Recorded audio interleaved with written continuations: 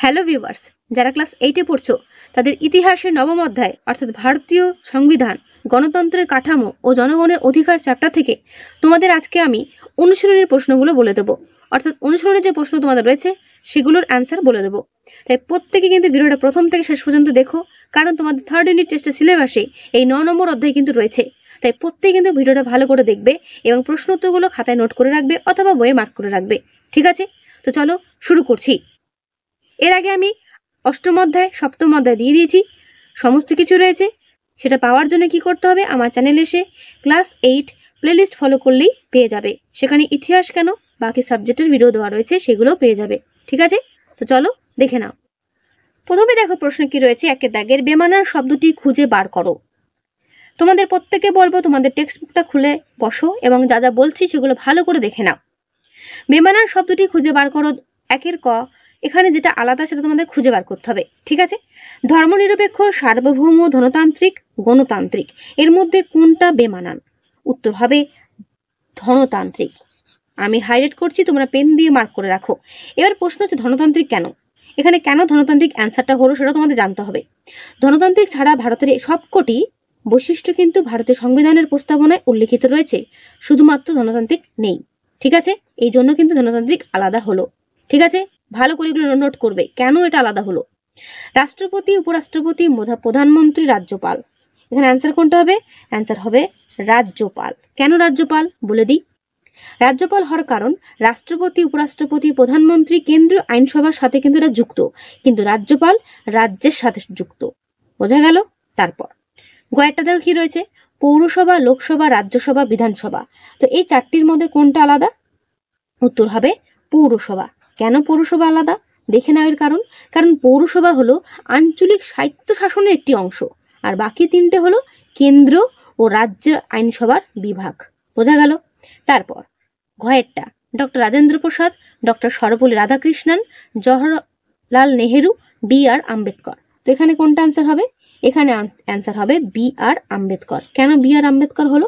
কারণ বি.আর. আম্বেদকর ছাড়া বাকি তিনজন ছিলেন যথাক্রমে সদ্য স্বাধীনতা প্রাপ্ত ভারতের প্রথম রাষ্ট্রপতি, প্রথম উপরাষ্ট্রপতি এবং প্রথম প্রধানমন্ত্রী, তাই না?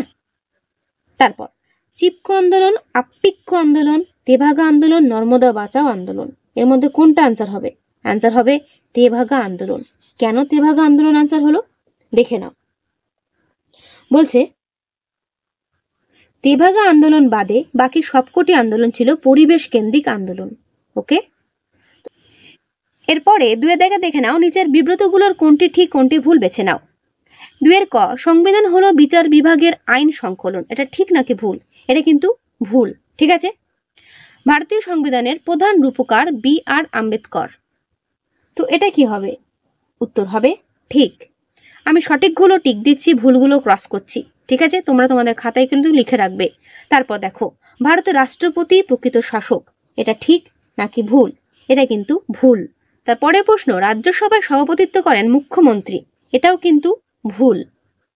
তারপরে প্রশ্ন, পশ্চিমবঙ্গে ত্রিস্তর পঞ্চায়েত ব্যবস্থা আছে, এটা কিন্তু ঠিক।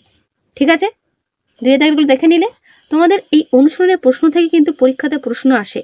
অনেক পরীক্ষাতে আমি দেখেছি, প্রথম পরীক্ষা, সেকেন্ড পরীক্ষা, মানে first unit test, second unit টেস্টে কিন্তু আমি দেখেছি অনেকেরই পরীক্ষাতে কিন্তু এই অনুসরণের প্রশ্ন তুলে ধরে। তাই তোমাদেরকে আমি বলবো অন্যান্য প্রশ্ন করার পাশাপাশি এই বইয়ের যে অনুসরণের প্রশ্নগুলো সেগুলো করে যেতে, কারণ এখান থেকে যদি কমন পাওয়া যায় তাহলে তোমরা প্রত্যেকে কিন্তু নম্বর ভালো পাবে। তাই আমি চেষ্টা করব তোমাদের সেই উত্তরগুলো দিয়ে দেওয়ার, আর তোমরাও কিন্তু অবশ্যই উত্তরগুলো করে রাখবে। ঠিক আছে, তিনের ক দেখো, অতি সংক্ষেপে উত্তর দাও। 30 থেকে 40 শব্দ, অর্থাৎ এইগুলো মান 3 থেকে 5 নম্বরের হবে।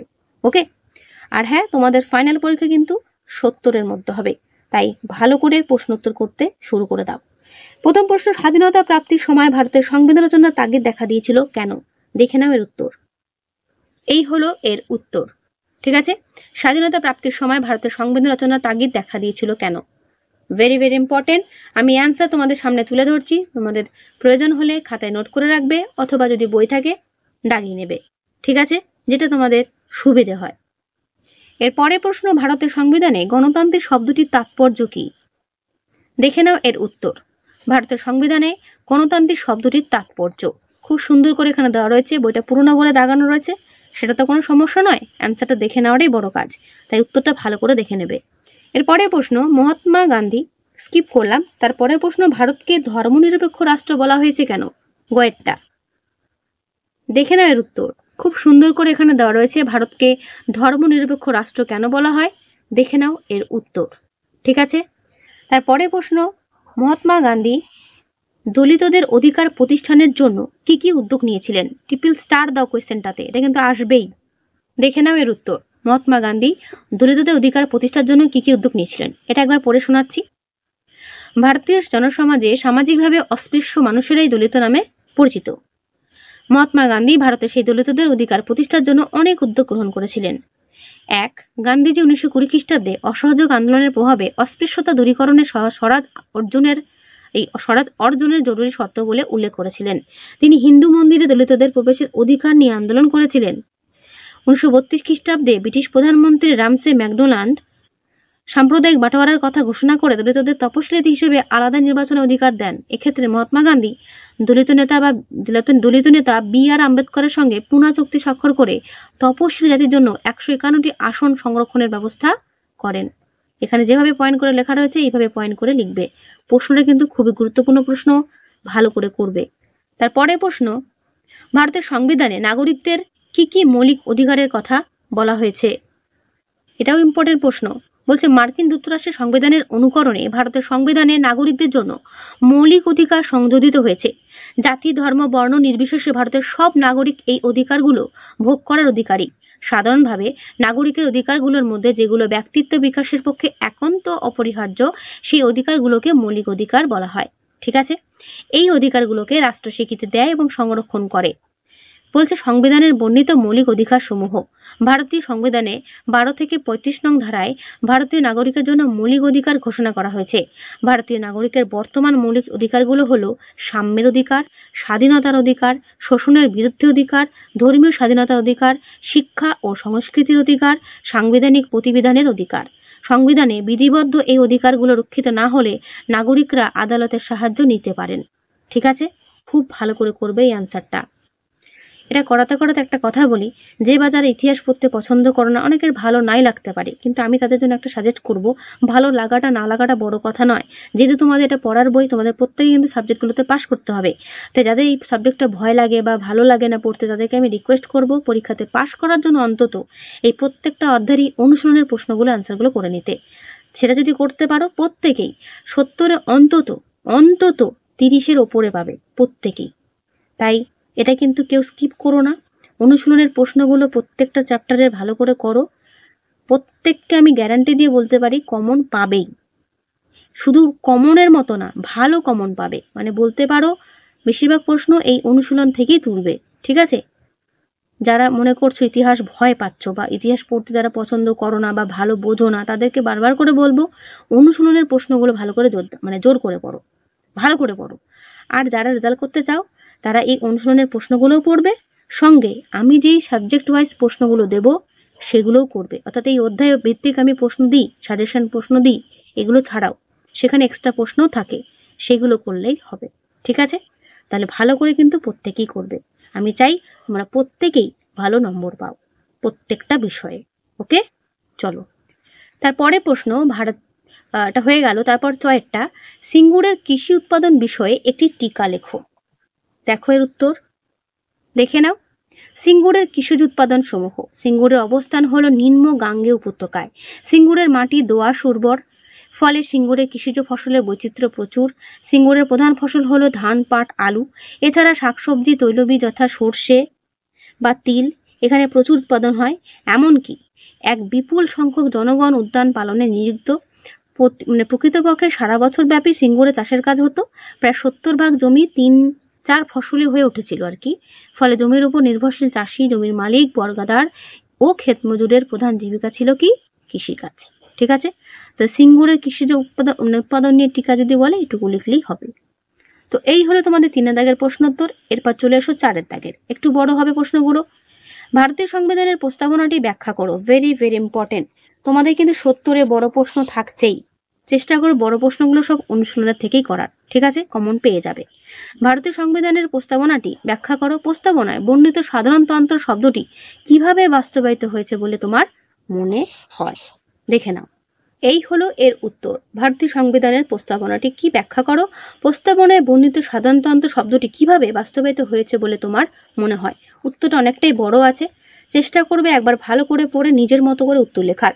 যত বড় প্রশ্ন হোক না কেন মুখস্থ করার প্রয়োজন নেই। মেন পয়েন্টগুলো ভালো করে পড়ে নেবে, দিয়ে নিজের মতো করে বানিয়ে গুছিয়ে উত্তর লিখলেই হবে, ঠিক আছে? যেরকম আমরা গল্প পড়ে গল্পগুলো কাউকে বলি, সেরকম করে বড় প্রশ্নের অ্যান্সার পড়তে হয়, ঠিক আছে?